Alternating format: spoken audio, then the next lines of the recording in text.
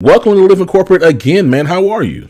Thank you so much for having me. Again, it is always humbling to hear accolades push upon you in those ways. But it is really cool to be able to say, one, good to see you again. Thank you so much for having me back. And two, I'm really excited for the conversation because I've been a big fan of your work for a long time, and getting a chance to be a second-time champion to come back and rock with you is always a blessing. So thank you again for taking the time and having me rock.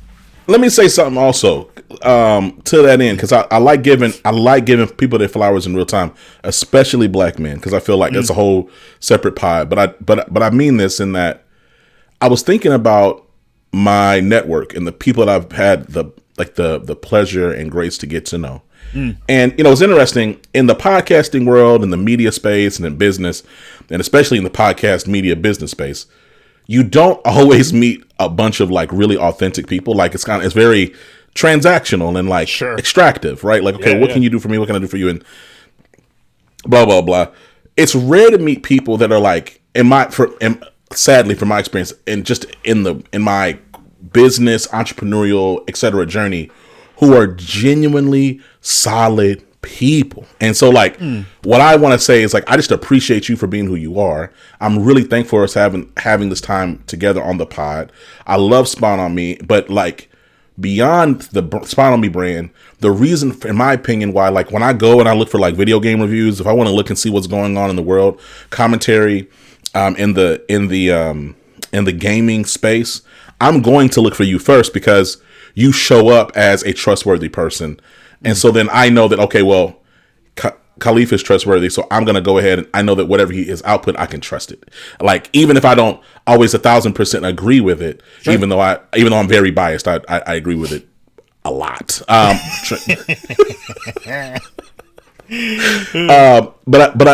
I appreciate you. So I just want to tell you that, it's interesting because, we were talking a little bit off mic about it.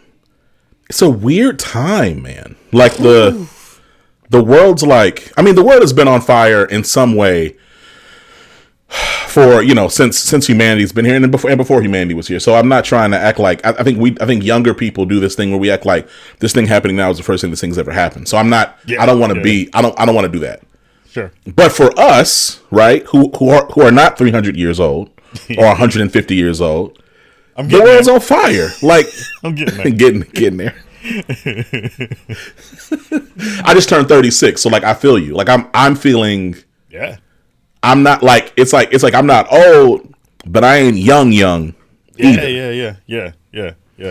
no, the 47. I just turned 47 this year, so it's madness out here. But I feel you on that.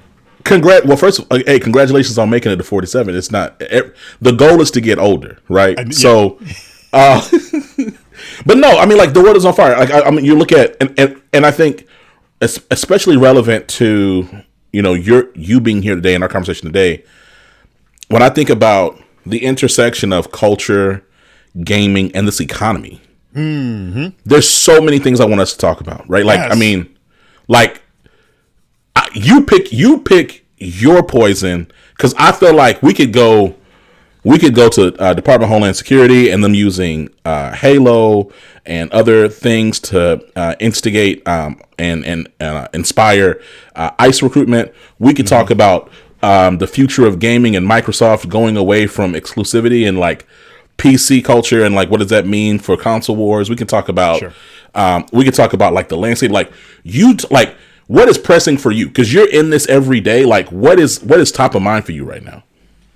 I mean, we can go down so many avenues with this, but I think the terseness of the space, especially on social, because again, like I think you hit the nail on the head when you had the conversation point about this is just a reflection of the greater society that we're going through right now. This is another version of the great fussing. We had the Great Depression, now we have the Great Fussing. Which I think is a really interesting space that we're in right now, and it is again kind of moving into a space that is supposed to be fun, right? The video game space was always here to be a space and a place for enjoyment and entertainment. Like I tell everybody who talks to me about like what is gaming done for you, and I was like, there are very few spaces that the baseline goal is to bring people joy. Like there are very few spaces that get a chance to do that. You know what I mean? Like entertainment is a space that is supposed to be meant to give you joy. It's supposed to make you think. It's supposed to make you kind of wonder and make you worry and give you all the emotional gamut of in range of what that is. But at the base of it is joy, right? You're supposed to enjoy something. And we are just in this space where people are fighting their hardest, like fighting their damnedest. It is the Sisyphus rock move of fighting fun and fighting joy. And being like, whatever we want, whatever we see, we're going to fight joy at every turn of the table, which is a really disheartening thing if you work in a space that I work in. I work in multiple avenues. I do the podcast, which we've been doing for 12 years. I've been doing, I worked in the community space in the gaming industry. I've worked in the marketing space. I've worked as a creator. I work as an entrepreneur, all of those things. And at the end of all of those things, for me, is also joy, right? But I think what we see now with this kind of proliferation of this weird level of the Venn diagram that we see, where we talk about the conversations around where this administration is now using video games as propaganda to build up the case for why you should join an organization like ICE is worrisome for multiple reasons. Because I've had, for the past 24 hours or so, since we're recording this, and 48 hours whenever this goes up, I've had hundreds of thousands of people barking at me who are on the right side of the fence politically, saying that this is what we wanted. This is exactly what we hoped for. And we can circle back because, again, this isn't new. The conversations around immigration, illegal immigration in this country aren't new. Conversations around colonization aren't new. If you're paying attention and you understand history, you understand how we got here. And there's been pieces of it that have gone across that timeline. We have Gamergate that started about 10 to 15 years ago, which was this supposed pushback against ethics in journalism, or the lack of ethics in journalism, which was really a cover and a smoke screen for harassment against women and against people of color, which has then grown 10 years later with the Steve Bannon effect, which a lot of people don't necessarily, agree with, especially people who are looking for folks to be able to have a decent life. But I've seen that has been a tool that has been used by people on the right side of the political fence and the super anti-woke side of the fence, and the grifting space within the content creation space, and the people who are looking to divide us in so many ways, to be to pick up that tool and use it to further divide and try to conquer the people who are from underrepresented spaces, and the folks who have the least, and the people who have been consistently pushed down upon in society, especially in American society. So this isn't new, but it is a new twist on an old tale, right? And I think that part of it is where folks like myself and other folks who have been speaking out about that thing and getting pushback about it, it's only memes.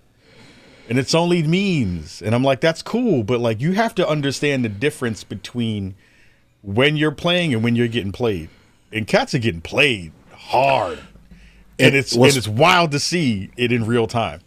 It's wild to see in real time. And to your point, and like this idea, even if it only being memes, it's interesting, right? So you think about, and you've noticed, even like there's some people who have like the cultural literacy, they understand, and they're connecting the dots between a lot of the imagery and marketing that's coming out of the DHS is mirroring the propaganda coming out of Nazi Germany. Like it's actually like really obvious, right? One for one. It's like one for one. Yeah. It's terrifying, right? Yeah. What's interesting though is that when you don't have the cultural fluency or historical context in looking at media, you don't appreciate some of these quote unquote memes for what they are. Right. And when you don't necessarily embrace or appreciate the role and impact of technology with some of those cultural with cultural commentary, right?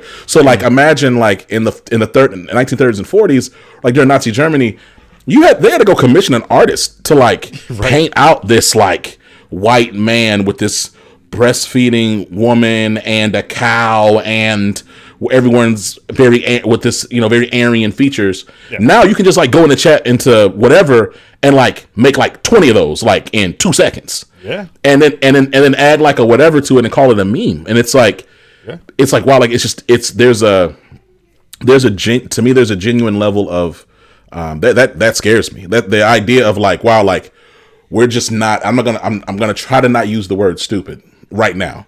But we're genuinely some of us are just genuinely ignorant to what these things mean. And you're right. Like people are getting played left and right. Like now I'm not here to jump into or accelerate or amplify gamer beef. But like as an example, Mighty Keith is my man. Yeah, Keith and Gums or Grums or whatever be going back and forth. And it's like, and it's so interesting because I'll see you in, like, to your point about hundreds of thousands of people. I see you and Keith oftentimes on the same side receiving a lot of the very similar vitriol around just like, y'all, why are y'all so mad all the time? Like, just play the game. And I will say, like, to your point about like the end point of gaming is supposed to be joy. Like, it's so crazy to me, bro. It's like, bro, like the point of the video game is to have fun. Yeah. And like for some reason, like we've missed that. You think even like that story that came out a little while ago about that Assassin's Creed game that should have came out, but it got shelved. Mm-hmm. Right, the other one, the other version, yeah. Yeah, the one where he was gonna be like an escaped slave, and he was gonna be killing he was gonna be fighting against like at the time like the budgeting KKK. Yep, and it's like, yo, that would have been an incredible game. But like to your point, like it's just. It seems like there's like this, and this is there's a political, obviously there's a political bent to it, right? Sure. But like far right, extreme right, white supremacists, et cetera, leanings.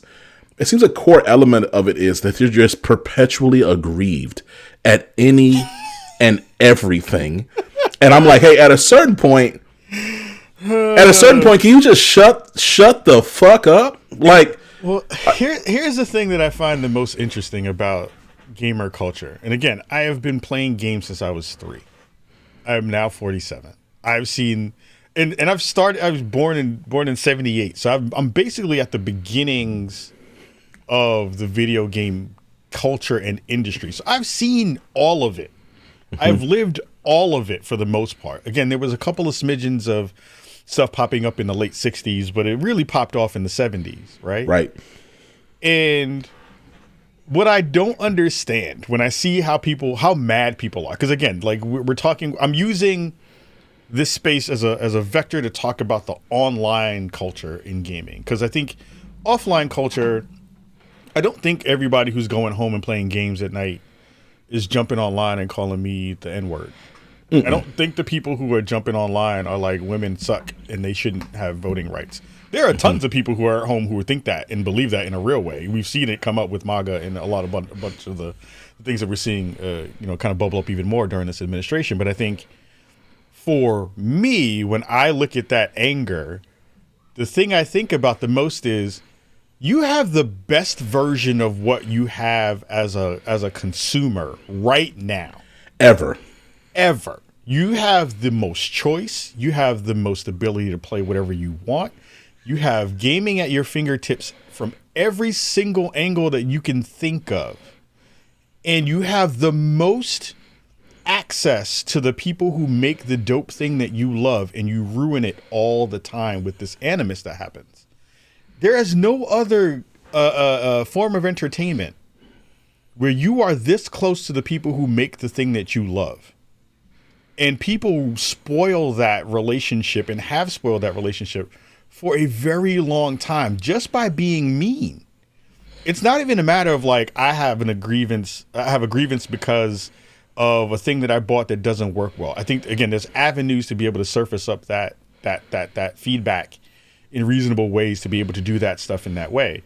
But I can't roll up on the person who made my car online and be like, yo, I hate you. That's not a thing that happens. There's no way to do that. It doesn't make any sense. But we have this thing within the gaming space where we actively have this momentum and grossness that is bubbling. I call it it's the pink slime from the Ghostbusters 2 movie. That's exactly what it is. It's the pink slime, right? That's a great reference. And it's that animus, that's that weirdness, that's that grossness that is coming up from people who, to a certain extent, I believe, have felt like they are not getting their voice out in whatever it may wind up being. It could be a connection to access that they don't have in real life. It could be the fact that they are not happy in their actual lives. It could be that they feel like, again, a lot of these grievances, these faux grievances that come up, don't reside in real life. Like, I mean, when I say don't reside in real life, they are real for them, but they aren't based in reality. And we placate this idea that they are and give them the same space and the same leverage and the same gravitas that you would have for a conversation that actually makes sense and is based on facts and the ways that people are actually living and breathing and understanding the world. And we equate those things as equal when they're not, because of the layer of consumerism that's within it, right? There's a symbiotic relationship between any game maker and any player. We need them, they need us in some ways, right? But they have an abundance of avenues to be able to go to multiple spaces. And again, I'm saying that as a player, as a consumer, I understand this. So I think there's a layer of that conversation that is very, very weird. And I don't think people understand how good we have it as players. And we throw that away and expect people to eat it all the time and dehumanize themselves by not having feelings about the world around them and feelings about what the current political landscape is. No matter what political stripe you're in, we detach that humanness from them and tell them, no, you are just here to shut up and dribble, basically. Just shut up and dribble, shut up and code, make the thing I like, and don't tell me anything about you. Don't tell me anything about what you believe. Don't infuse any of that into the games that you make. And do that, and when I tell you that you suck, just to eat it. That's not real. It's not real. It's not real. It's not real. It's not humane at all, right? And to your point, right? You know, I think when I think about interactions, and probably how I analyze this is wrong in terms of it's overly transactional. But I'm coming from consulting in corporate America, so sure. I think about things like credit, right? So it's like, hey, you only have or currency, so you only have so much of this to spend, right? So, example, you and I have met one another online. We then connected and we were trying to coordinate for some time. Life happens. We get on the pod. We had you had a great time on the first pod. Now we're here, y'all. Now, breaking this down for the audience, y'all, please hear what I'm saying, because I really want y'all to think about how you leverage relationship and how you leverage your voice. We had a great time the first pod. So my social currency with you went up a little bit, enough that I was able to engage you again. You're back on the pod again, and I'll be on your show in the future. But again, we have but I had to build and grow that. Now watch this. That's how I chose to use the currency I had. But I could have also been a jerk. And I could have yelled or been disrespectful or nasty or rude to you online and joined the cacophony of voices that disagree or whatever the case is. And guess what? Now you're not going to be on my pod.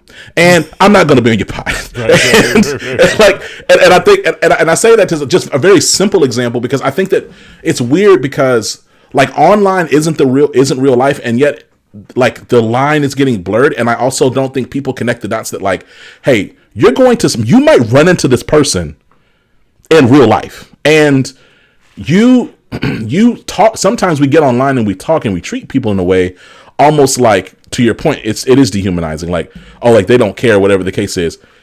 And it's entitled and stupid to think that someone's going to create something to give to you, to the world. You're going to go online and shit all over it. Tell them how it should have been in the first place, and then have your hand out again, expecting them to give you more of it. That's the wild. That's the wild. That's the part, Kahlief. I'm like, hey, yeah, go ahead. But here's a part of that, and I don't want to disconnect this, because I feel like this is honest and this is real as a person who continues to want to work in this industry. Is I have no beef with people who will get up in the morning and jump online and tell me I ain't shit. I have no problem with that. I have no problem with that. Literally no problem with that. I don't even have a problem with you jumping online and saying whatever games I worked on or whatever games you don't like are shit. I don't think that feedback is useful to anyone in the mix of that conversation. And you as a consumer have all right to feel however you felt about the money you spent. That is your hard-earned money. You have spent the time to make that money. You have gotten that money through whichever means that you've gotten it. And again, if the team that is building the thing that you purchased, you feel like they failed you in some way, there are avenues to be able to share that in a way that is good, that is actionable for the people who are able to do it, and gives them a space to potentially grow and make that thing better for you. Again, I've been in this game for 12 years. I've had hundreds of developers on our show to talk about various forms of games, everything from indie games all the way to AAA games that we've seen. No person that I've met in the entire 12 years of me doing this work has woken up and said, I want to make a shitty product. No one has said that. No one has said that. No one wakes up every morning, spends 5 to 7 years of their life on a shitty product that was like, yo, I just want to make a shitty product. No one does that. Again, these are manifestations of the mind that don't actually exist in the real world. And people, again, are going with it like it's factual and going like it's gospel. I think the layer that happens in that space is very, very different than what we see in a lot of different places. And I think I go home, I log off every night with a clear conscience because, like you said in the beginning of the show, I'm me. I am me every day. Most people in this space are them as much as they want to be publicly. I am just a little bit more public because I've had a public persona and a public visibility that a lot of folks in the gaming industry who are behind the scenes usually don't have, because I came in it backwards. I came through it from media and from entertainment into a space that I've wanted to get into. I've always wanted to be in the gaming space. So I've put myself out there, and especially because our show is based on spotlighting people of color, spotlighting underrepresented voices. Like, we were one of the first shows to ever do that in the gaming space. So I already had a target on my back to be able to be like, oh, well, this Negro is talking about stuff that he shouldn't be talking about because we don't want to hear black people talk about their experiences in video games, and we don't want them to spotlight what they do. So I already am going into this at a negative deficit in terms of what the usual potential idea of what the default gamer persona is, right? Even though we know from multiple angles that we have been playing games for the existence of the medium.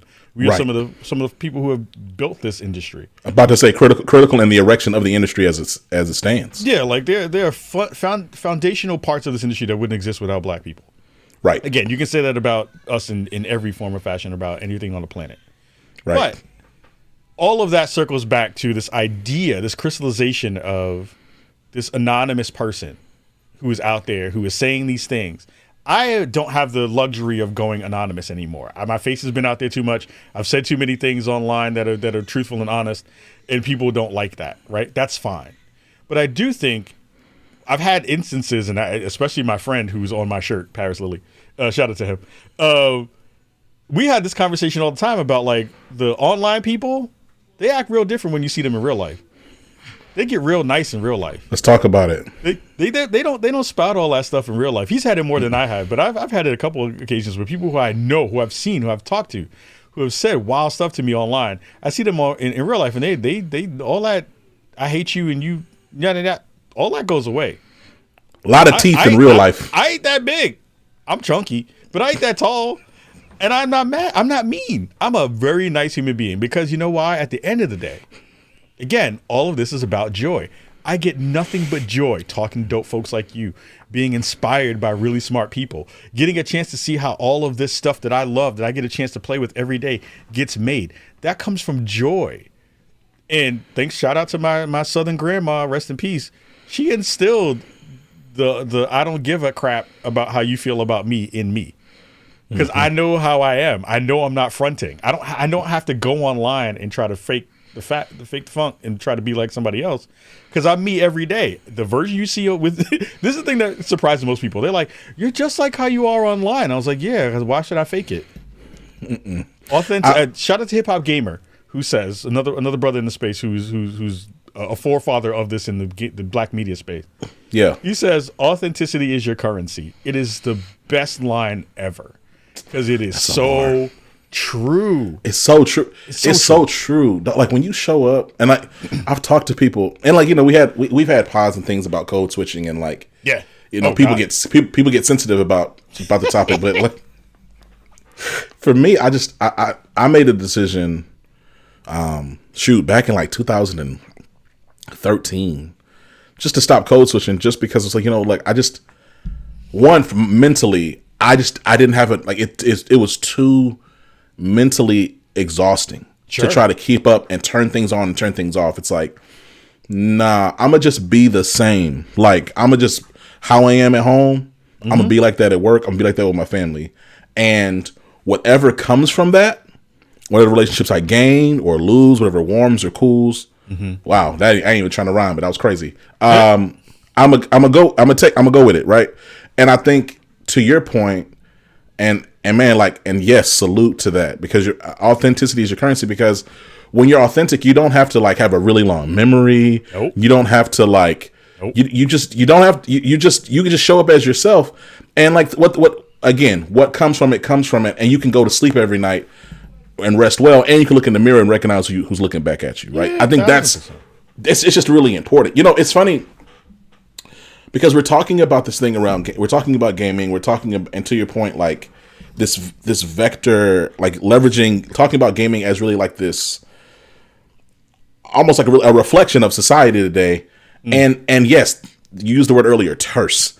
Everything is very tight and frustrated. And I want to talk a little bit about like just this red pill incel culture. It's weird. Yeah. It's weird when I look at content today, right? And I mean, you can point to any woman lead, but like anytime there's like a woman in a woman male main character. Yep. Online, you then see a bunch of people like trying to turn them into like One Piece characters, right? And I'm trying to figure out like, what do you think that's about? Like, it seems as if there's like a large, at least online, a significant contingency of people who really just want like porn in all of their gaming content. 1,000%. It is again. This goes back to multiple layers of conversations around women's history, about misogyny, about all of the things, the objectification of women, all of those layers of stuff that has been baked into not only American society but the human experience of how we treat women in on this planet. And I think a lot of that comes from this space of, I must own every part of you. We see that in the conversations around reproductive rights. We see that in the conversation about women's rights. We thank goodness we had suffrage come up and do what it was supposed to do for folks, and then have that extended to women in our community. But this isn't new stuff. This is the same old school stuff of what I find the most troubling is we have this very small understanding of women in general. And we are even kind of constricting that into this pornified version of the way women should be if they're supposed to be attractive in the gaming space. And it's supposed to be this, we want everyone to look like Lara Croft. And I was like, no, you don't, because Lara Croft was black when she first started, and she's not anymore. So talk about it. Oh, I mean, Lara Croft. The story goes, Lara Croft was based on Nana Cherry, Buffalo Stance. If you're old enough to remember that song. And they made her more European centric in the way that she presented in that game, because they felt that it was more marketable. Which is, again, a whole conversation about like who's marketable.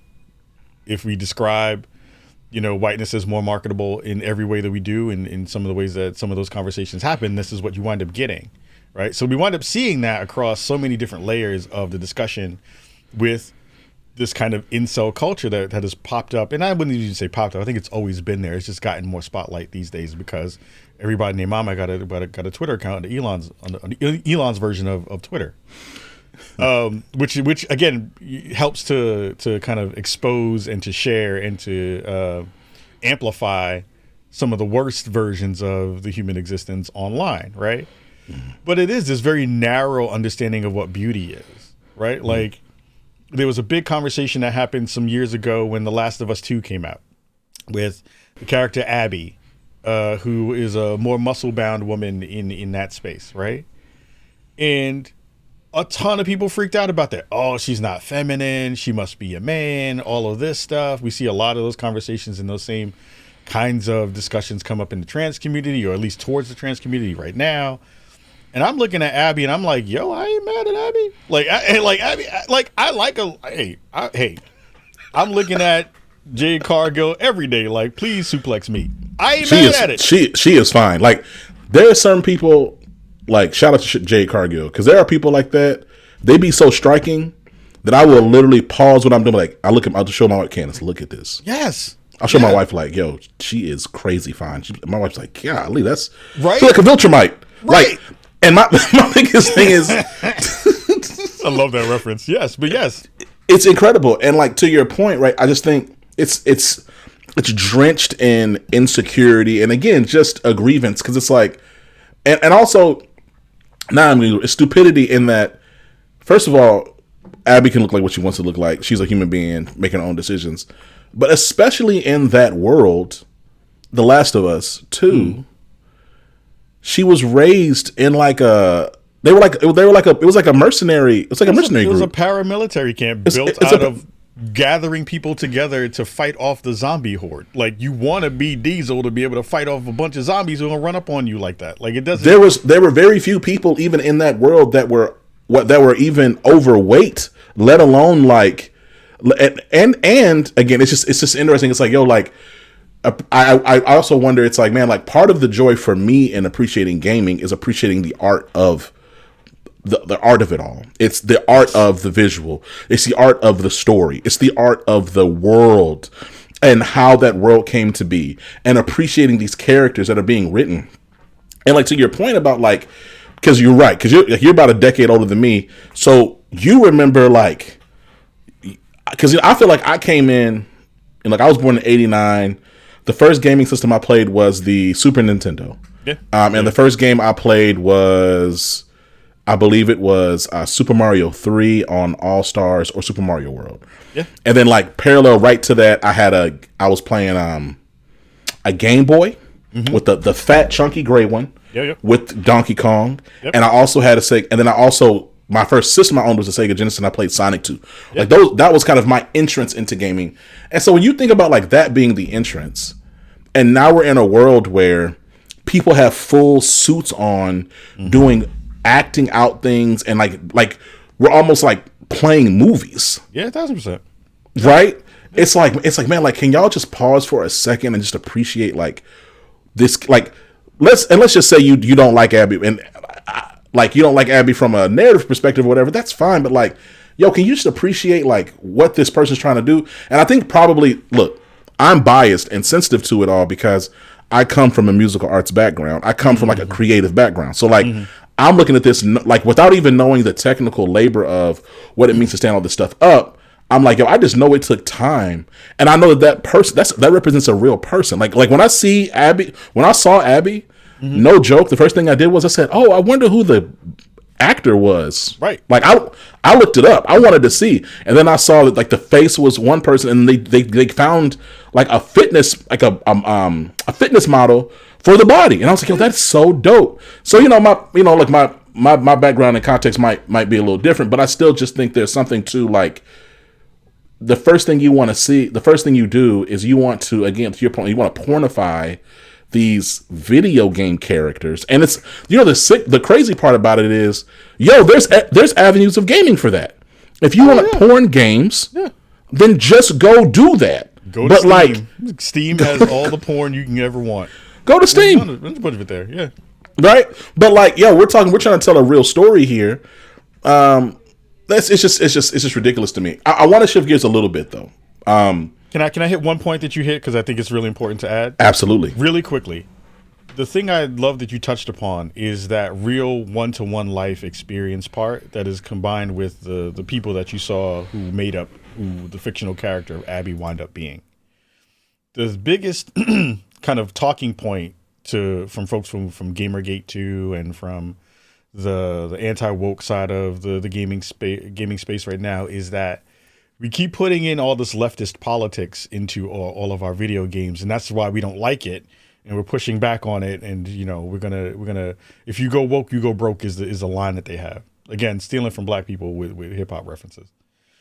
But what at the crux of all of that I think is the most important piece is we're not putting leftist politics, or folks aren't putting leftist politics into their spaces. Sometimes it happens. Sometimes there are very direct parts of that.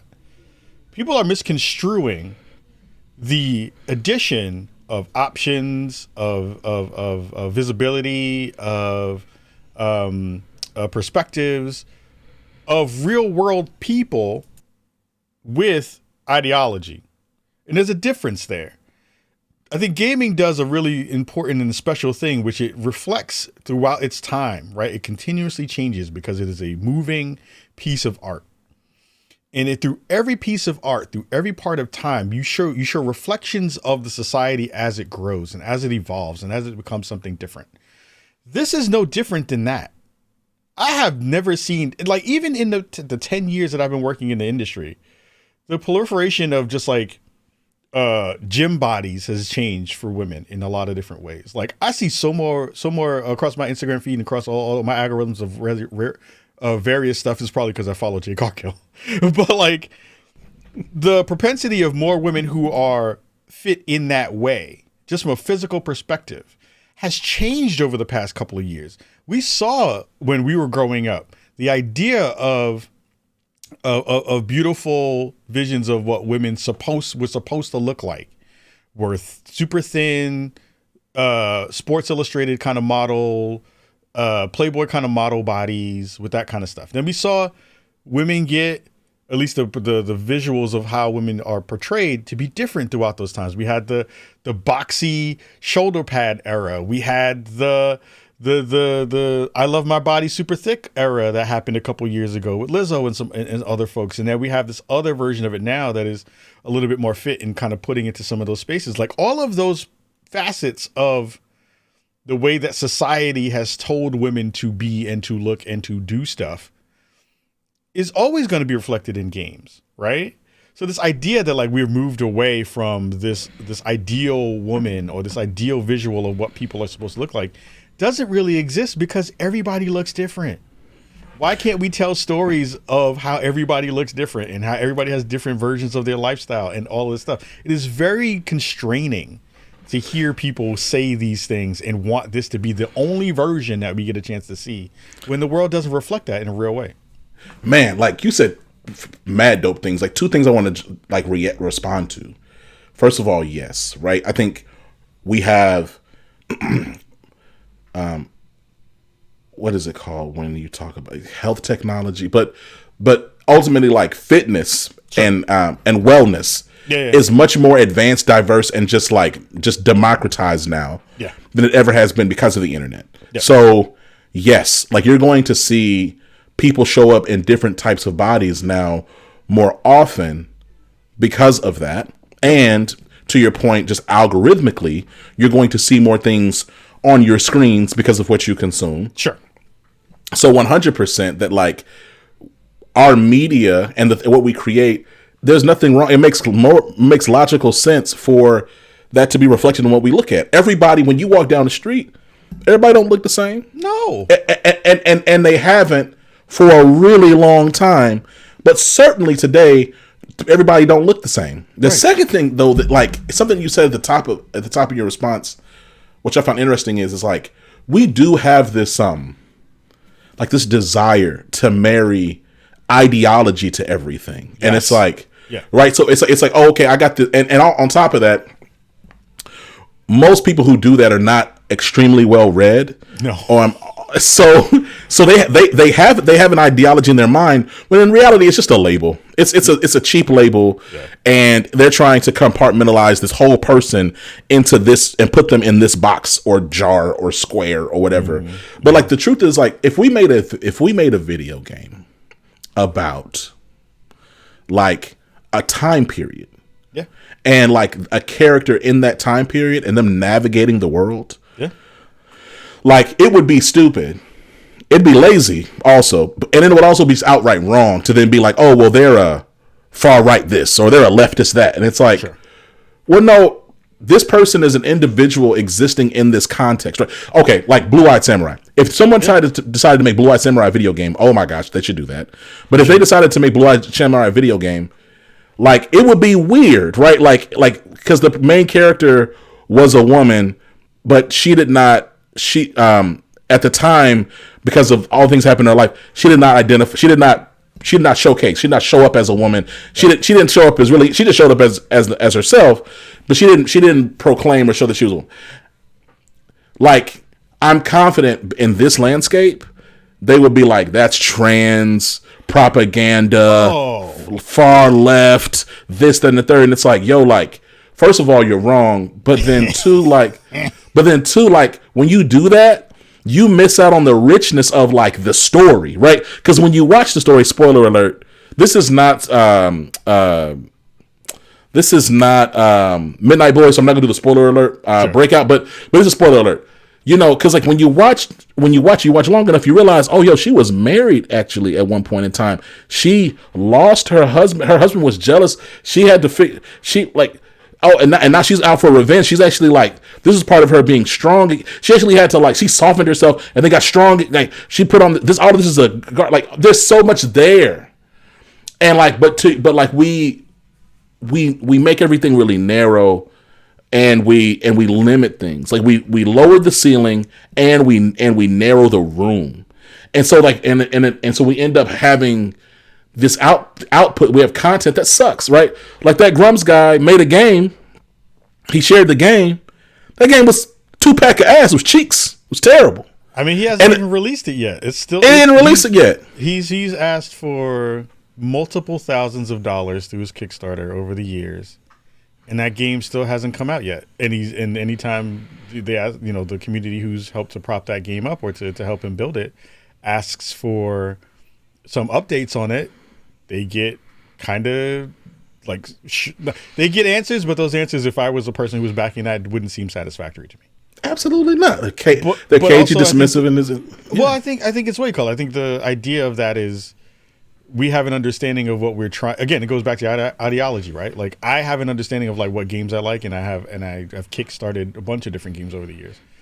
But I've kickstarted those games knowing that those games were potentially going to be probably good, and they were probably going to come out when they said they were going to come out.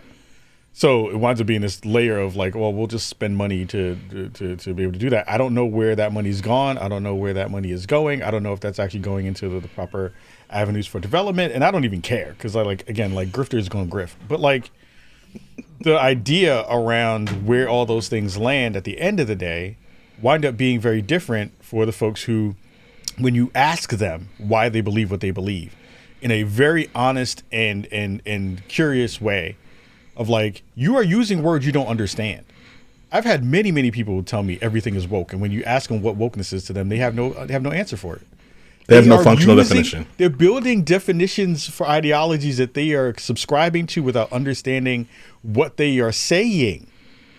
How do you do that? How sway? It's so scary. Like, well, or like you have these people. Like I think about it almost like, okay, like you're building. You build a point of view. I think it's similar to building a house, right? Yeah. First thing you build with a house, you got to have some foundation. Yeah. Just to continue the analogy, some of these people. They're screaming from the rooftop of a house on a foundation that they don't even understand. No. So then it's just like, well, wait a minute. What is woke to you? Well, it's when you what? Okay, define it for me. Yeah, define it. Well, no. Okay, so your whole thing falls apart. Like, what are we even talking about? But here's the thing. I want to talk about this end though. Sorry, I know you're trying to pivot my bad. No. It's just good. This is why you here. So here's the thing, right? Like I think about while all of these silly, very ridiculous culture wars are happening, right? And they're happening in gaming, but they're happening like in our society at large. I would say we're in a cold civil war right now. We're in a cold civil war on cultural lines right now. And again, like we started at the top of this conversation. This is not the first time we've had Reagan introduced the concept of welfare queens, and Yep. so there's been narrative language. I would actually say that perhaps it's appropriate to say that at least since Reconstruction, America has been in a cold cultural civil war. So I don't want to act like this is new. It's new. It's newer for us. Sure. Where this continues to, we continue to just have these very silly, stupid conversations about things that don't really matter. Debates about things that don't really matter. Parallel, like we're about to hit a Great Depression, right? Like people are losing their jobs left and right. We're seeing these huge brands lay off people in record ways, and like, I guess like there's a bit of a meta level to this, because I want to talk to you about, like, where do you see gaming going? And I want to talk to you about Microsoft. Yeah. I recognize you have relationships with these brands. Yep. So, like, I think what I want to do is I want to talk to you about, what do you see Microsoft doing that kind of like raises your eyebrows and gets you excited? What do you see that makes you go, recession indicator? And then, but then also, like, when we get done with that, I want to talk to you about how you even navigate questions like this, knowing that you have relationships with these brands and you'd like to probably keep them. I'll start backwards. I think the thing that I love about what I do on this show is I get to ask questions that I think are really important, and I think I get to ask questions that I know people can actually answer. The thing I used to do when I used to do the show is because I don't really script my questions. I ask off the top of my head, because I know where I want to go in terms of most conversations, and I have a good understanding of the points that I want to hit during an interview. So I'm not going to lose those relationships, and if I do, it's fine, because I'm honest. Like, again, at the end of the day, the thing I love about my relationship with multiple companies is that the first thing they do, because I get called a shill a lot because I do stuff with teams, and I do stuff with companies, and people send me cool stuff for free and all this other kind of stuff, right? And people are like, oh, well, you must be in their pocket. And I was like, every person that I've worked with in this industry who has spent time to give me feedback on my work has said, the reason we rock with you is because you are honest. And you ask good questions, and you pay attention to the space, and you have a good insight on a lot of these angles because of the work you've done as a creator, as a person who's worked in corporate spaces. I've worked at Intel, I've worked at Riot, I've worked at Firewalk Studios, I've worked at Amazon for a bit. I have an understanding of, like, I've worked for a decade in the union system back home in New York. So I have a lot of different angles that I'm looking at all of these things through, which gives me a good foundation to ask good questions about, like, so what does it mean when you raise your profit margin 30%?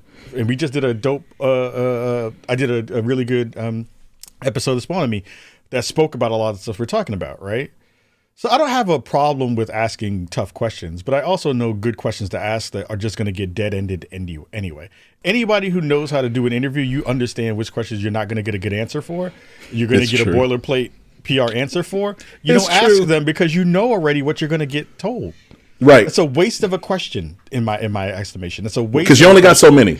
You only have so many. You only have, especially when you start talking to folks in the C-suite. You really don't have a lot of time with them on your table. We literally just had the head of the Electronic Software Association on the show this week to talk about. They had a really dope report that talked about where people are playing and the demographics around the world. I know if I'm going to ask him a question about the administration and how he's working with it as a company that works in D.C., to be like, yo, you hate Trump? That's a dumb question. It's a stupid question to ask. A good question is, how are you working alongside the administration to get done what you want to get done? That's a good question. Podcasting 101, people. Listen. Podcasting 101. Figure out the questions that you are going to get answers to. That's not hard. That's like, you learn that over the years of doing this work, right? But I think that layer of what does it mean for the future of that company? I've been watching them do stuff again since I had an original OG Xbox when it first came out. I then had a smaller inkling and understanding of what the business looks like. And to a certain extent, I have to caveat a lot of this with saying, to a certain extent, I don't give a shit. I don't care. I have enough stock in whatever companies I have that if their stock go up, it go up. If it go down, it go down. Either way, I want them to make good decisions for me as a player. Right. Or at least I want to be able to, through the lens that I have, be able to kind of figure out, like, what does this mean for me as a player? Right. 2005, I sat in a room where Phil Spencer stood in front of a room and talked about the beginnings of what we see with the cloud services that they've put into the Game Pass into their Xbox cloud services. This is a moment in time where they were fighting for space, where they were trying to bolster Azure, which is their main cloud service, versus back then, which was Gaikai, which was the one that was coming out of Japan that was kind of balancing out the infrastructure for a lot of different game services that we saw that Sony then wound up picking up some years later, acquiring them some years later to bolster their services. A part of that conversation was this multiple device discussion that they're now implementing now in their strategy now that they've been starting to do over the past couple of years. For me as a player, and again, to me as a person who has some insight into some of the news that kind of got us to where we are, the biggest criticism I get, and a lot of folks get who are supposedly shills and are moving and adjusting and mimicking the language of Microsoft if we've worked with them, or another company that we work with them, we get the same information y'all get. There are very few people in the industry who have insiders and insider, sources and all that kind of stuff. I don't have those inside sources.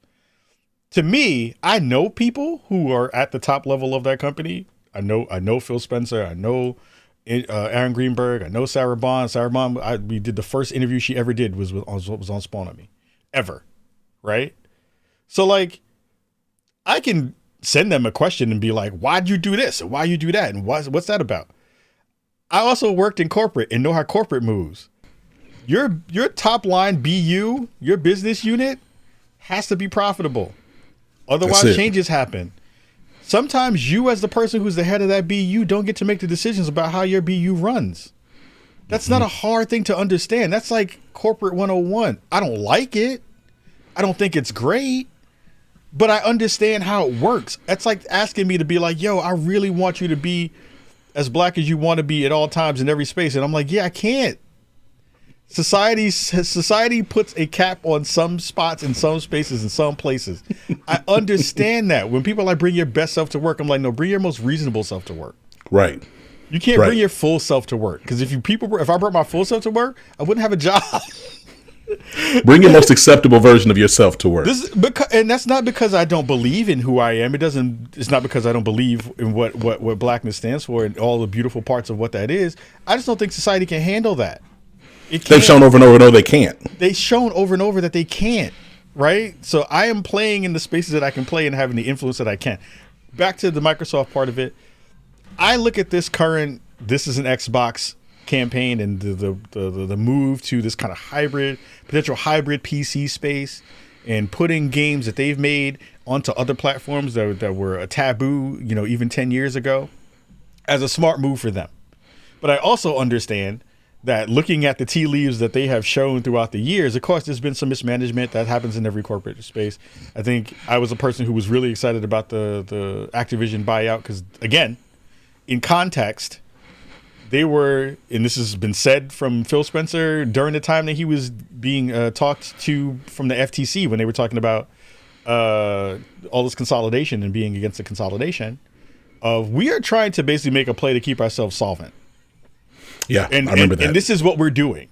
We are in third place. Sony's beating us. Nintendo is beating us. We need to figure out a way to be relevant in the space.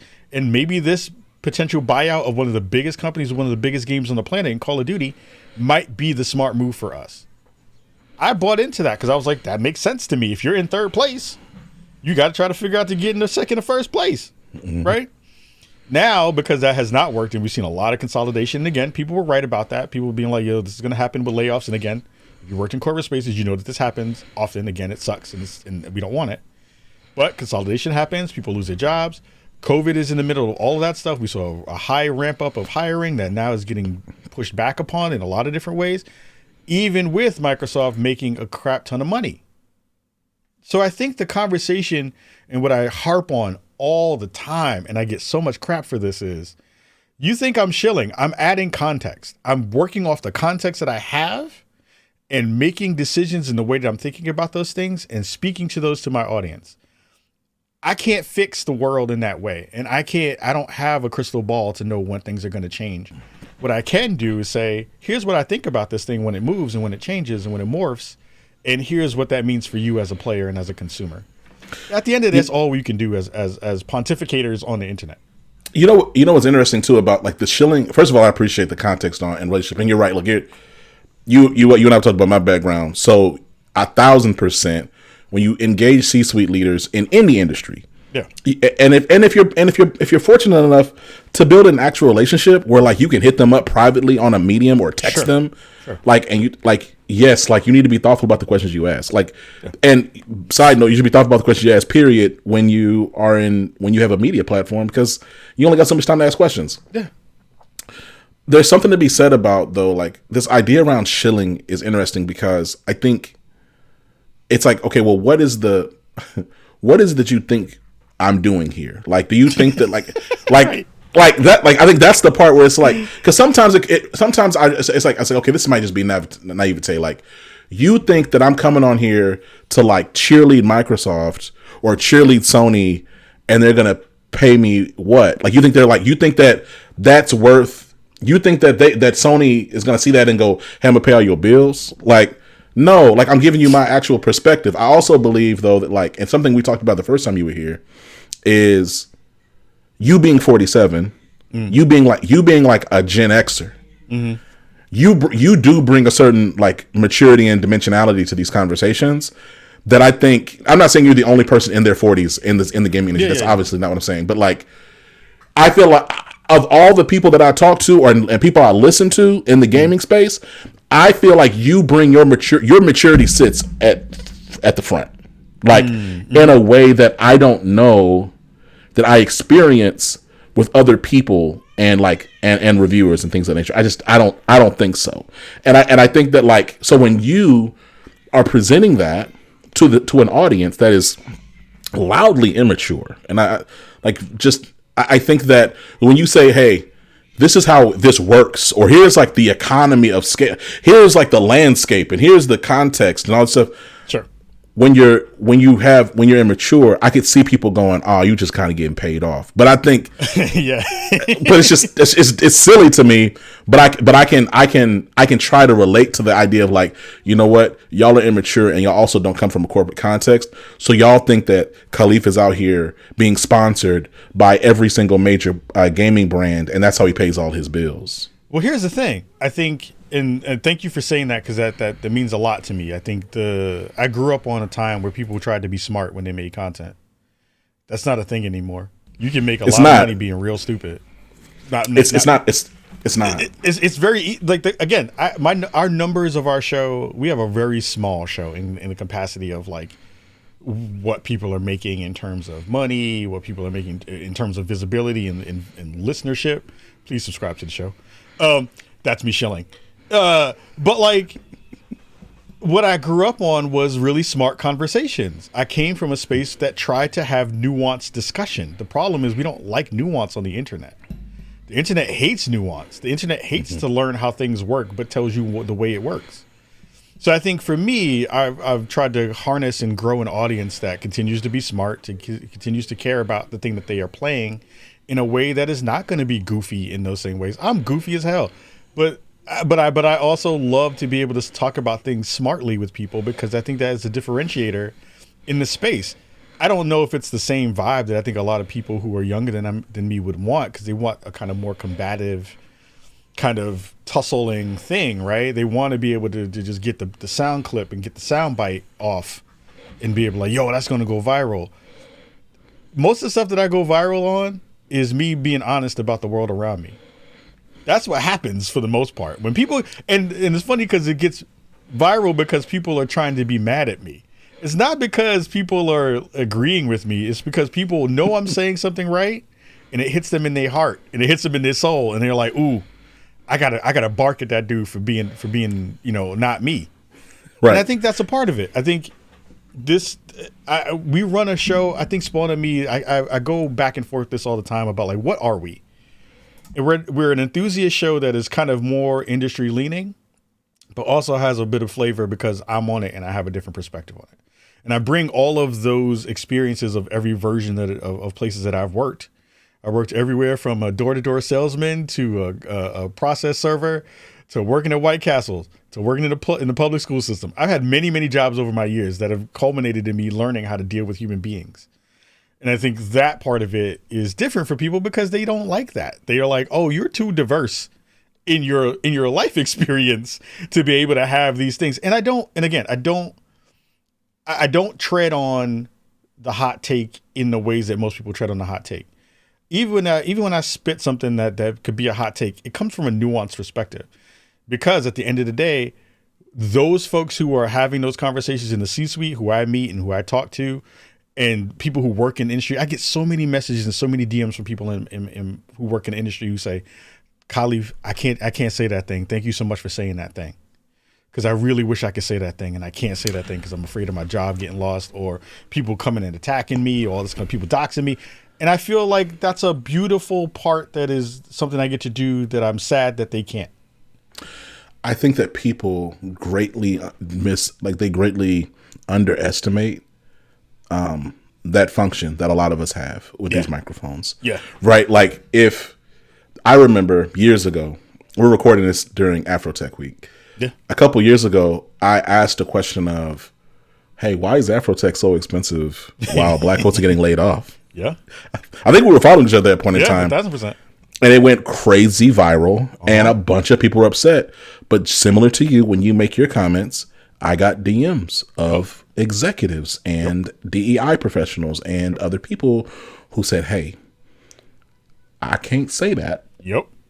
But you right. Yep. And thank you for saying that. Yep. I got text messages. I got phone calls. I got emails. So it's like, I think there's something to be said about like, look, man, when you, and this goes back to just showing up as authentic. I think like there's like, man, authenticity is your currency is so fire because it is. And guess what? Like, people are upset with you and like they're going to comment or whatever, but then you actually end up building better relationships with the people that you actually care about because they see you as somebody that is paying attention to your point, to your language earlier. They're paying attention, you know what's going on, and you have the courage to say it. Yeah. And so there's so many times where I've lived in corporate as worked with brands, Kahlief, where we will do media campaigns with a brand and talk about employee experience or DEI or whatever the case is. And they work with us because they know that we can say stuff they can't say. Sure. Yep. Like, that's why we're there. We're their translator. They're able to say, oh, well, we just worked with Living Corporate to do it. We didn't say it. And so for them, they have less liability if people get mad because we're the authenticity space, right? I think there's just something to that. Look, I try to respect time. I figure we were going to go a little bit over, but I'm not trying to go over on purpose. As this last question, I'm down to keep going. This is too good. I'm down to keep going. So here's you got to edit this bad boy. I feel you. I feel you. So here's the thing. Side note, I'm not going to edit none of this. Well, some of the cussing I might take out, maybe. But here's my question to you, right? Like, okay. we're in this moment, right? And I genuinely believe this. I believe that work is changing in a way that's it's not like it was in like 2008 or whenever all those or the dot-com bubble or anything. I think work is changing in a way where I think that the oligarchs are making a decision as to how work is going to be moving forward. I think that the American white collar job. Now, it's hyperbolic to say it's the white collar job is dead. That's not true. There's always going to be white collar work in America. However, that population is going to be dramatically shrunk. And the mid-level or the average performing or below average performing talent in white collar job, I think those people are done.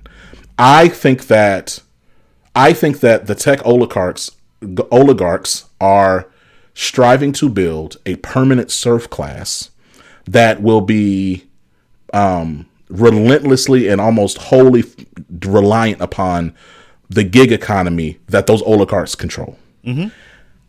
My question to you, right? And so, like, I think about it, and the reason I think about it that way is, we had another guest on who was phenomenal. But we talked about how societies change. There was a season in life where, especially in Europe, where or in the West, quote unquote, where you had the royalty and the priesthood. Yep. Then you had the oligarchical class, and then everybody else was like just you out there in the field in your little local community, figuring out you can. I'm gonna trade you a couple cows. You're gonna trade me some sheep. Yep. I got a daughter. You got some gold. Whatever. Right.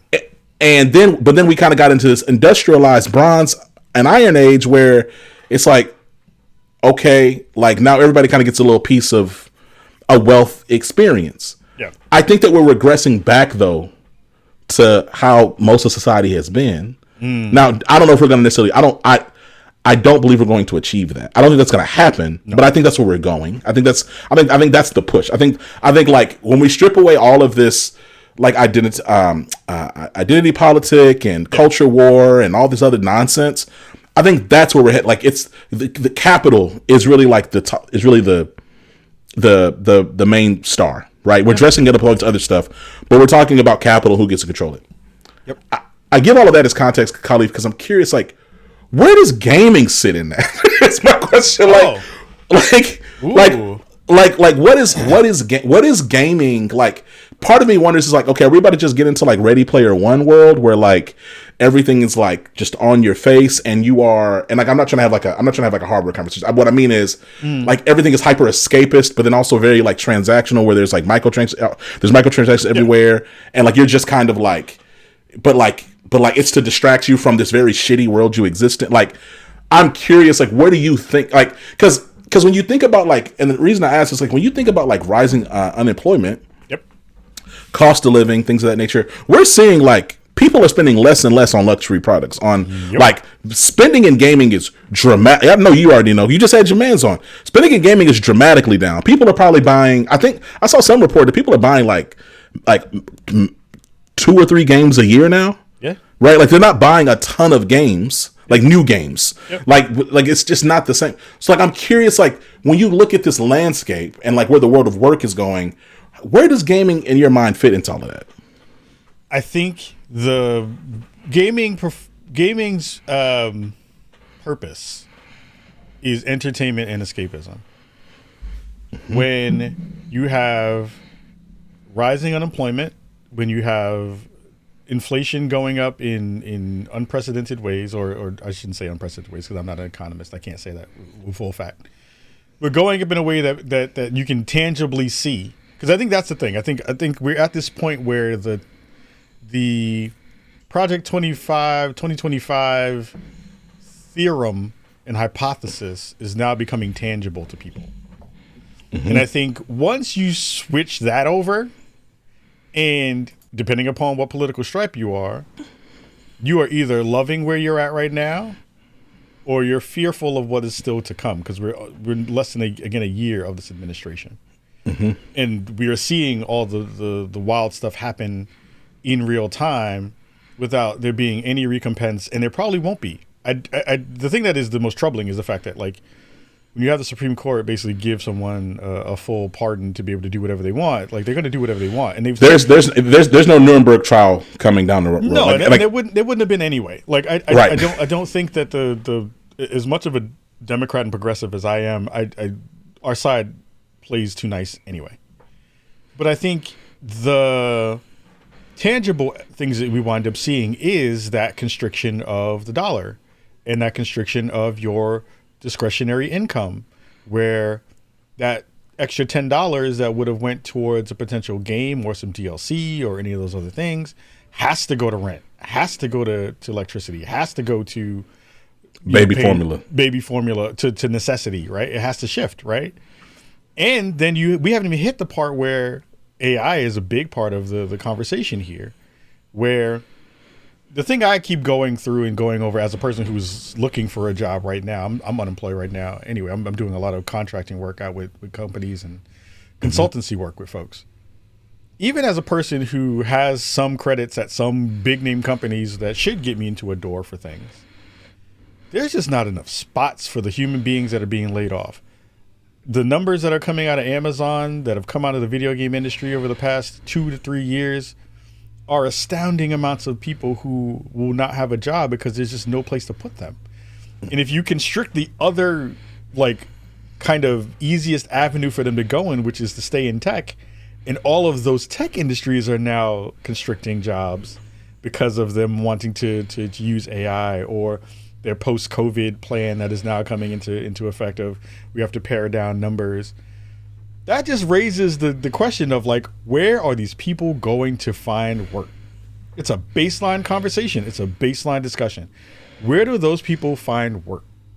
And that question is really hard, especially if you spent your work life doing a very specialized thing. My job is completely obsolete in a lot of different ways because of the use of AI for a lot of different things. I'm better at strategy, and I can come in and help you with strategy, but you can offload the actual work to an AI agent pretty easily, right? Mm-hmm. You will need somebody to fix it after AI messed it up and, it's all broken, imagined a bunch of stuff that doesn't work, which will be a whole nother conversation for that. That'll be the next part of the gig economy, is the people who who they need to hire to fix the things that AI have been breaking. Yep. And then they'll get refired once it gets into the LLM, and then they fix it and do all that stuff, right? Like, it's going to be this continuous cycle of hiring and refiring of people that's going to break human beings, for one. So I do think a lot of this is going to wind up potentially turning into some civil unrest. I do believe that. Like, that is from a heart of hearts, not a kind of alarmist version of it. But, like, when you mess around with people's money and ability to find work and to find, ways to fix things, we've seen this in the Black community over decades. What happens when you constrict all the avenues for growth, and you constrict all the avenues for advancement, and you constrict all those avenues for building a reasonable life.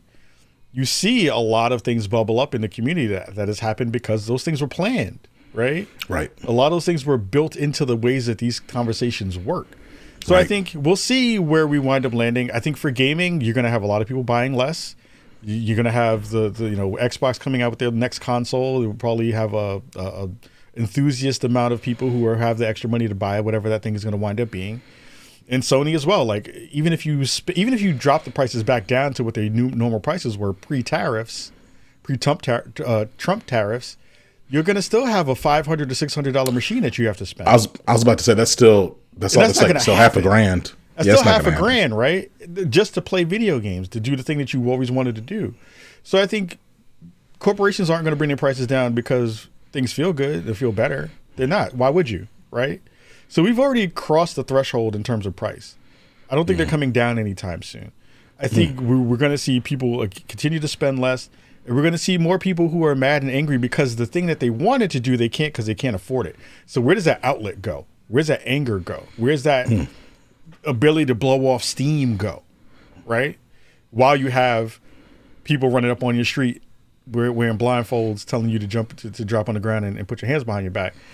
And you have the one thing that brought you some joy was, I want to treat myself nice to a good steak. That steak is $70. Oh, let me go get this other thing that I think was going to make me feel good. Oh, we're gonna outlaw that. And then you're going to get constrictions on public ways to be able to say those things out loud to the government that is doing this to you. That's a lot of really bad things in a powder keg for a country that loves guns.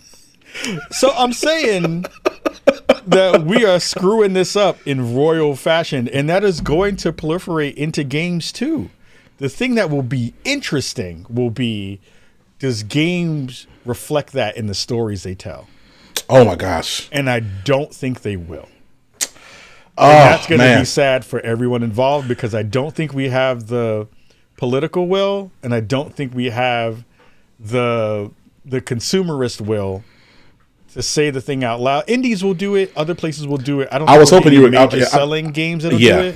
Yeah. But I think some spaces will do it. But as an industry, we're going to duck and cover and wait till it goes away. And then hopefully at the end of this term, we come back around and potentially make some fixes and kind of try to reverse that, what we can from a gaming perspective.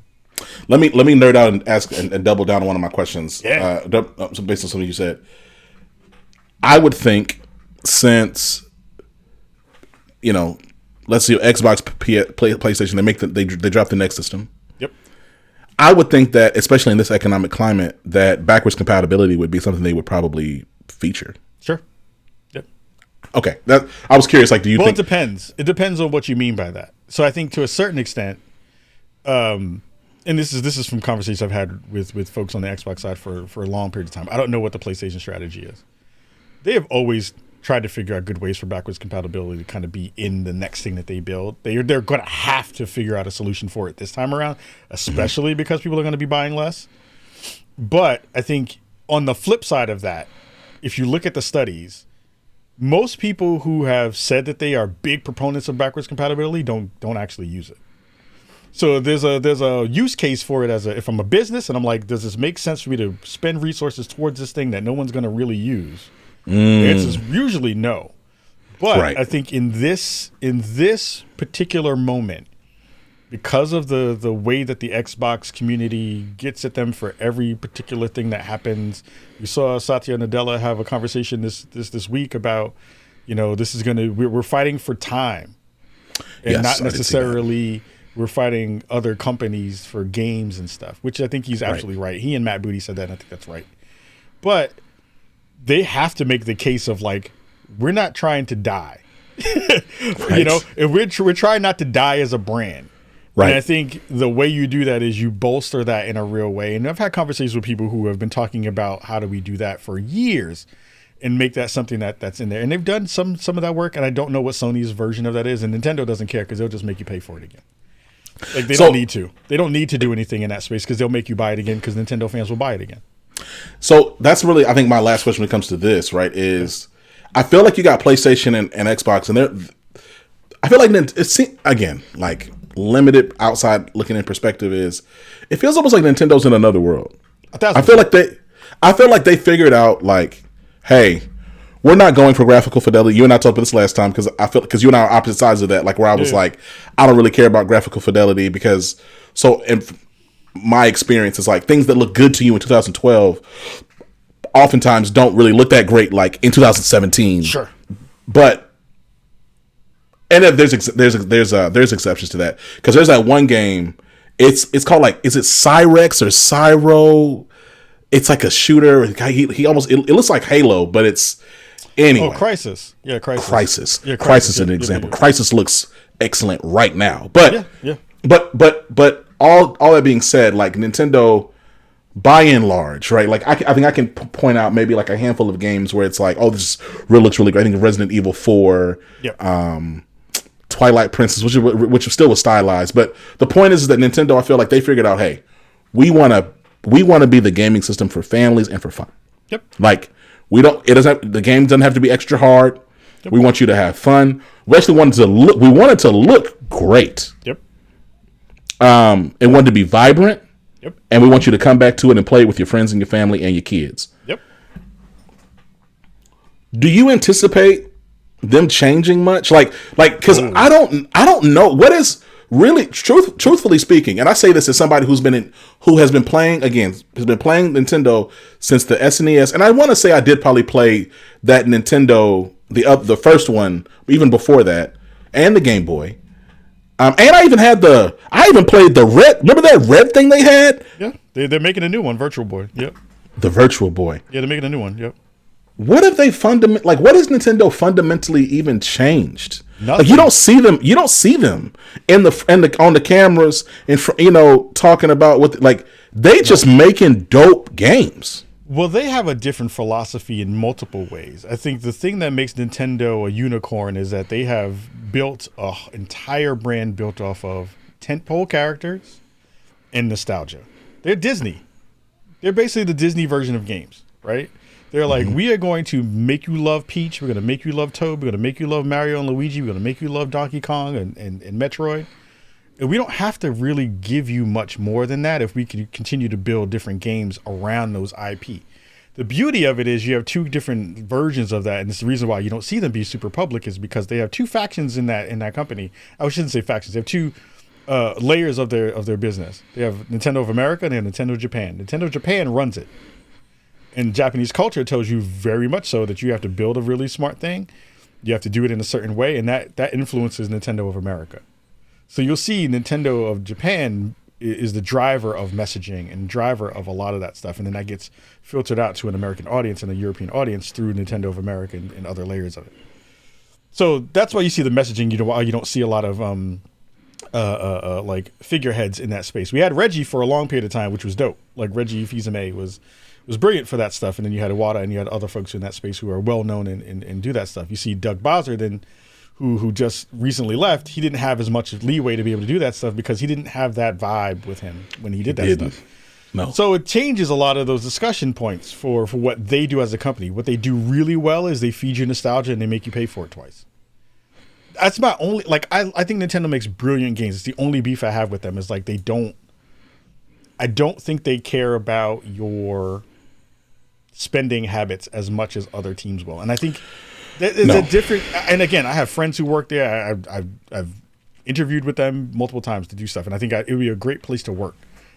My own personal beef is that, like, some of these things you shouldn't be reselling to me. That goes back to that conversation around backwards compatibility in a huge way. Some of that stuff should just be backwards compatible, and you should just give it to me. I shouldn't have to spend another $10 for a game that I grew up with when I was 12. I shouldn't. That's a bar. That's a bar. No, I mean, like I'm gonna say this. There's some games that I don't feel like I should pay for again, and it was when I was 12. It was when I was 15. Yeah. 16, yeah. Right? Like, I think, man, I feel like I'm gonna speak for a lot of Nintendo fans. I'm gonna say this. It makes no sense that it took so. First of all, it makes no sense that we did not get a proper, really and true remake or remaster of Wind Waker on the Switch. That's crazy. Sure. And now when they re-released it, this is why you him. Right, you literally just proved my point. You just proved this point. So y'all should have given it to us on the Switch, and it would have looked excellent, right? On that system, in that handheld, it would look great. Yeah. However, you didn't. Then you dropped the GameCube emulator library thing on Nintendo Switch 2, yep. Which gets a little too hot. But we can talk about it another time. Yep. And it don't look good. It doesn't look good. Like when you compare, you do a side by side of even just like GameCube footage and this emulator footage. It's just not. It's not the same. And you didn't build it. Now I'm trying not to rant, but I'm gonna say this. I'm gonna shut up. Yeah. You didn't even include all the features that you could have included when you remade it and put it on the Wii or on the DS or whatever. Like you didn't. It's just not the. It's just not the. And so I agree. Sometimes how I'm just much like, did they charge for it?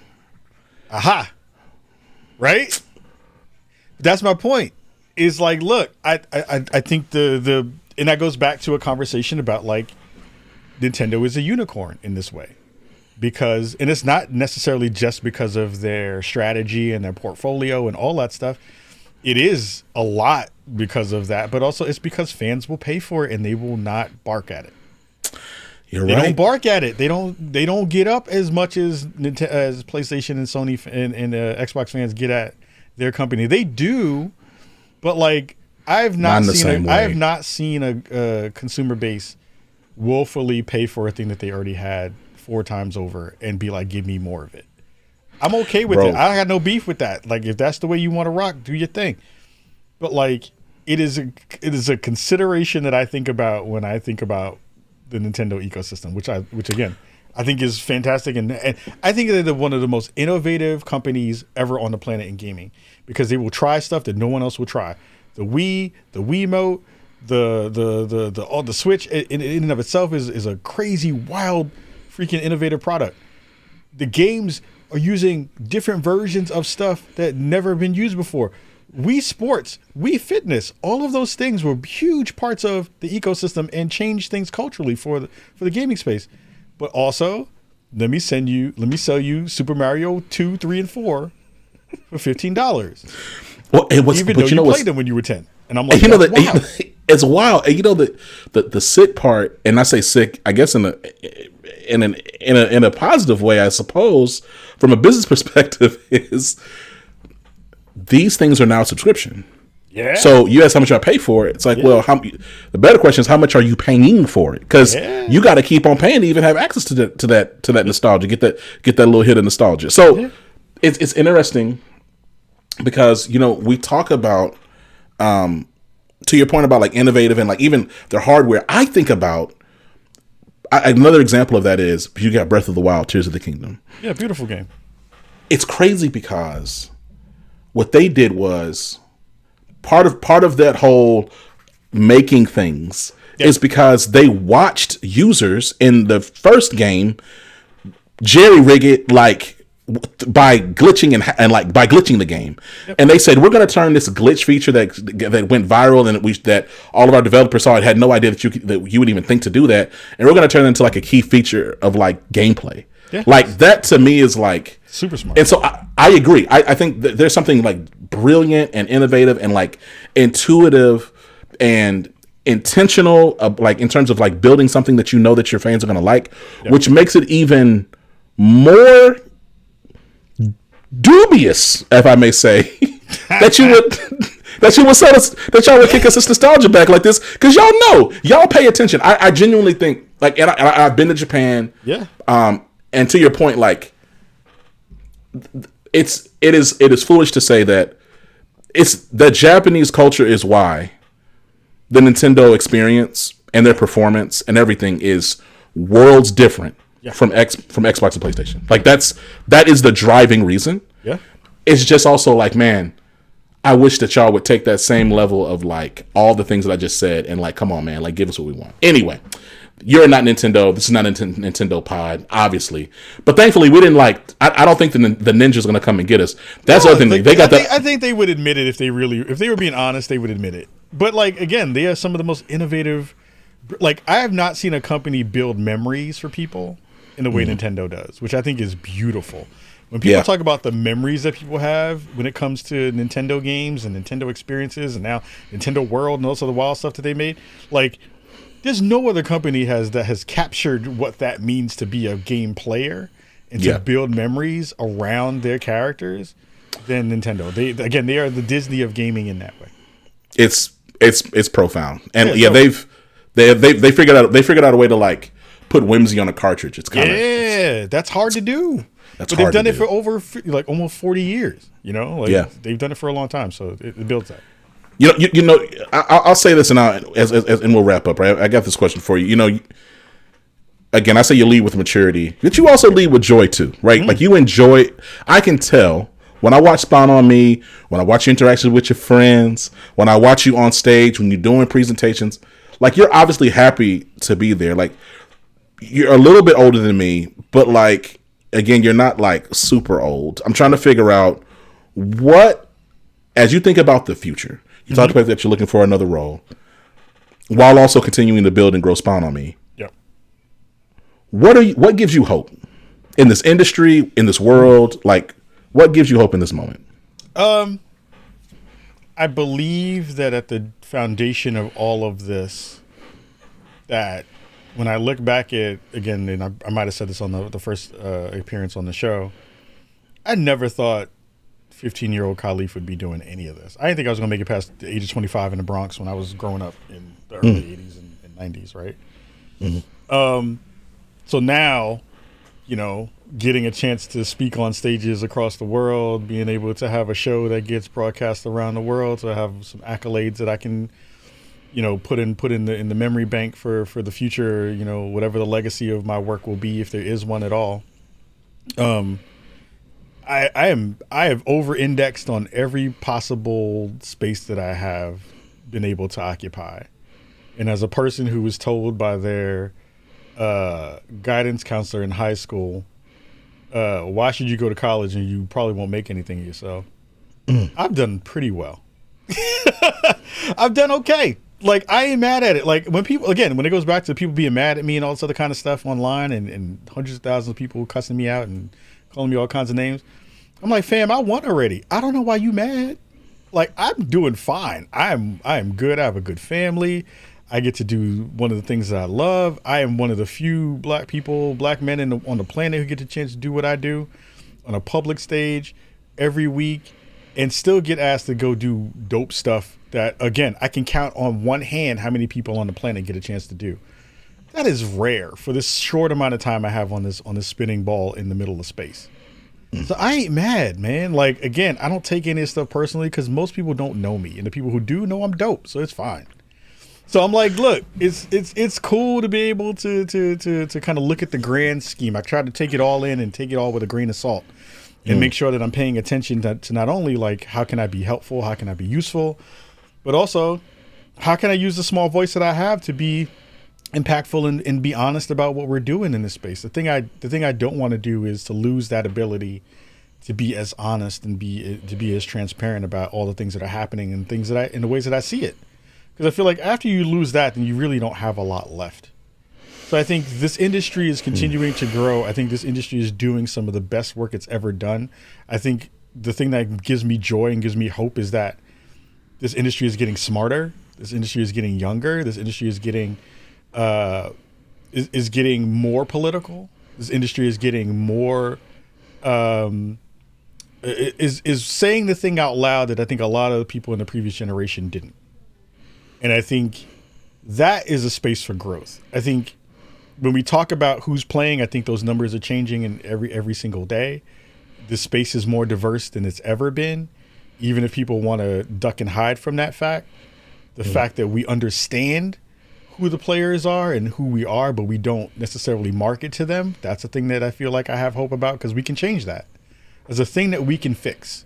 There's a lot of things in this world that I don't have control over, but the things that I do, we can have actual impact on those things in real ways. But we have to be honest. We have to be together, and we have to be able to showcase the beauty of what this art is to everybody that will be willing to be down for it. So if you want to have fun, come rock. If you don't, that's fine.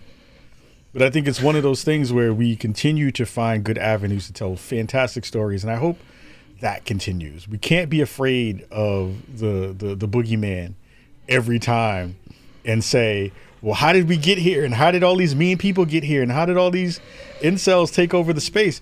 If we let them take over the space, they're going to take over the space. You got to fight back, and you got to be honest. You got to be truthful about the work. And you must have people who know what they're talking about be at the forefront of those conversations.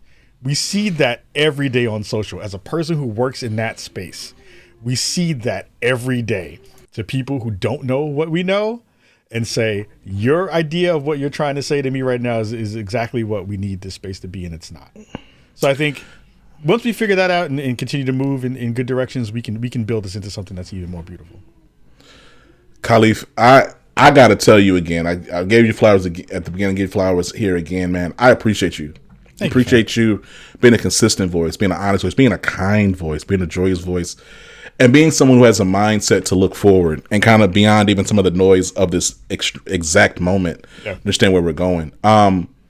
Obviously, y'all, it's Kahlief Adams. He's the host and creator of the SpawnonMe podcast and the Spawnies, spotlighting Black gamers, creators, community builder, speaker, consultant, mentor, like overall, again, dope, authentic person.